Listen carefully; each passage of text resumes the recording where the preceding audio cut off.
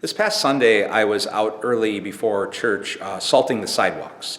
And it just so happens that a city plow had come through and pushed a bunch of street snow up onto the walkways of church that had just been cleared. And there was a neighbor outside across the street clearing his walkway. And when we saw the two walkways in front of church clogged now, he started walking over with his shovel. Now, initially, I started to live out of stubbornness and self-reliance. And I thanked him, but I was like, it's okay. I can get it. I can clear the walkways. But he just kept coming. And he said, you know what? I got a shovel.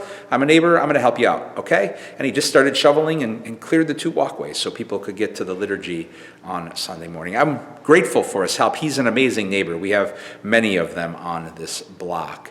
But I wasn't so proud of myself in that fact that I had this sense of stubbornness and self-reliance that surfaced and initially kind of pushed back against this help that was being offered to me. In chapter 4 of the letter to the Hebrews, in verse 16, there's almost this celebratory note in recognizing that we are wired to both need help and to receive a help that we can't give ourselves. And celebrates because we have this throne of grace that longs to give us the help we can't give ourselves. And because we have this throne of grace and we're in need, we can approach that throne confidently. And within that is a holy invitation to pause and pray today, especially if we tend to live out of a lot of stubbornness and self-reliance like I tend to do.